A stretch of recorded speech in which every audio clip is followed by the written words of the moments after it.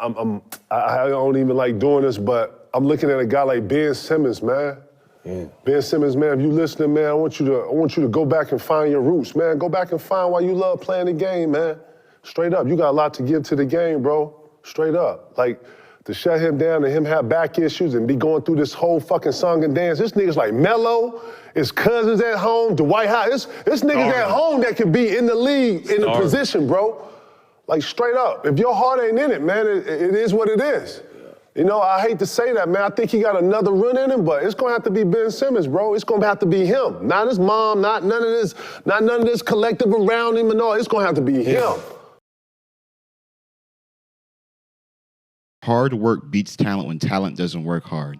I remember my dad telling me that as a young hooper. Some people may have thought that quote came from KD. It actually came from a high school basketball coach named Tim Noakey. The quote is very true, though, and can be applied to all aspects of life, not just basketball.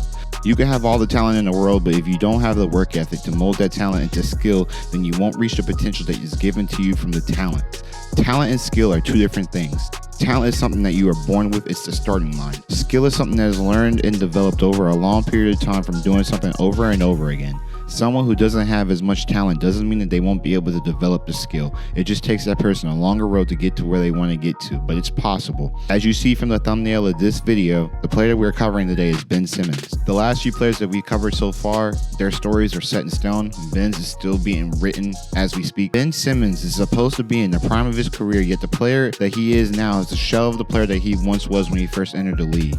Today we are going to attempt to answer the question, what is happening to Ben Simmons? If you enjoyed the video, please make sure to leave a like and subscribe. Benjamin David Simmons was born July 20th, 1996 in Melbourne, Australia to David and Julie Simmons. He grew up in Australia for most of his life, but moved to the United States in his sophomore year of high school to attend the prestigious school Montverde Academy in Florida. On the surface, it seemed like Simmons had a very successful high school career at Montverde, and that's because he did. His senior season, he averaged 28 points per game, 12 rebounds. He was named for multiple awards such as the Naismith Prep Player of the Year and Gatorade Player of the Year. Even though he dominated the competition after coming to America, some reports stated that Ben might have been better off staying in Australia rather than coming to America. Concerns about Simmons' character didn't magically appear of the moment he arrived in college, Gavoni wrote. Those sentiments have also been expressed by members of the Australian national team who have spent time with him at the junior and senior levels. Australian players and coaches who have been around him don't speak about him in flattering terms, calling him the Yank to highlight how different he is compared to most of the players from that country,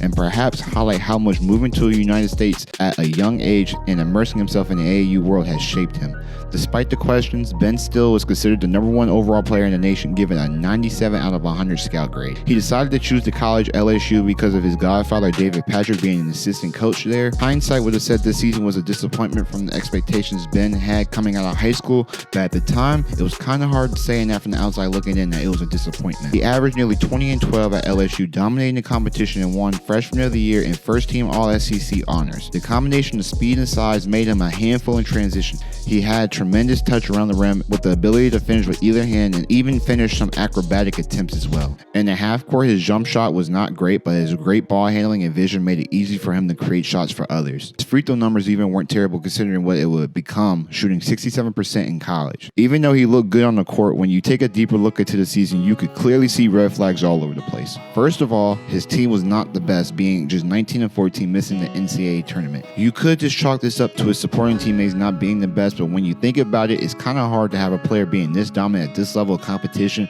and not translating to wins.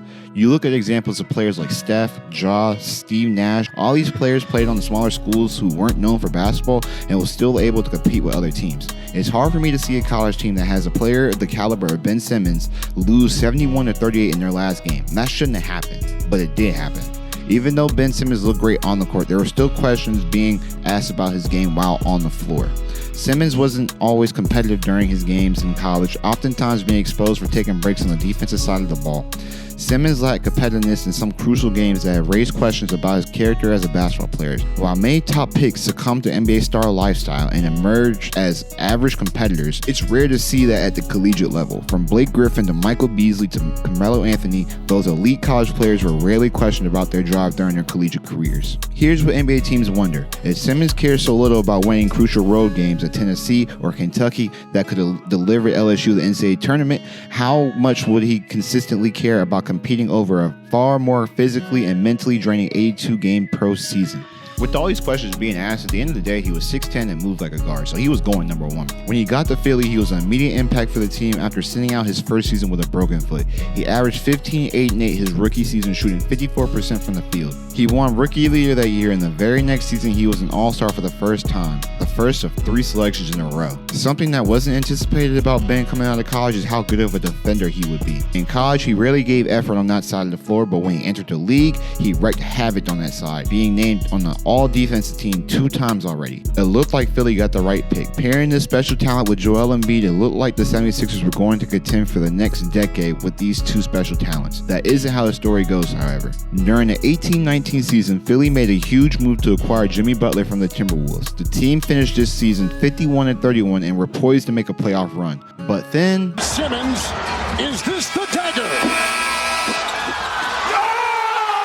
they were bounced out in the second round by Toronto. I personally thought the 76ers were more talented than the Raptors that year, but the concern was Brett Brown, the coach of the 76ers that year, had to take the ball out of Ben's hands. Ben was moved to the dunker spot during the majority of this series, specifically because he was not able to space the floor, making it difficult for other players like Embiid to be effective. That series, Ben averaged under 12 points per game. I wouldn't say that he played bad that series, but I would say he underperformed considering the expectations and his role on the team. With Butler leaving the team in free agency, the 76ers made some adjustments to the roster to better complement Ben and Embiid. They surrounded him with more shooting, adding both Tobias Harris and Seth Curry to the lineup, along with more strong role players to complement the 2 stars. They even changed coaches, hiring Doc Rivers before the start of the 2020 season. With Ben being hurt during the 2020 campaign, 2021 was make or break time for the 76ers in this core. They started strong, beating the Wizards in 5 games. However, things would get bad next round, with them being bounced in 7 by the Hawks. Ben this series averaged 10 points per game and shot 33% from the free throw line, 15 for 45 to be exact. It was clear who the series loss was on this time. Ben underperformed on the big stage, and if Ben's future wasn't in question before, it definitely was now after this series. We all know what happens next. Doc gets asked in the post-game press conference if they could win with Ben, and Doc says he doesn't know if they can. Ben gets in his feelings and demands a trade, sits out for an entire year until he gets a trade to Brooklyn where he is today. Looking back, I didn't think the quote was that big of a deal. Doc only said, "I don't know the answer to that question." Like, word for word, he said, "I don't know the answer to that."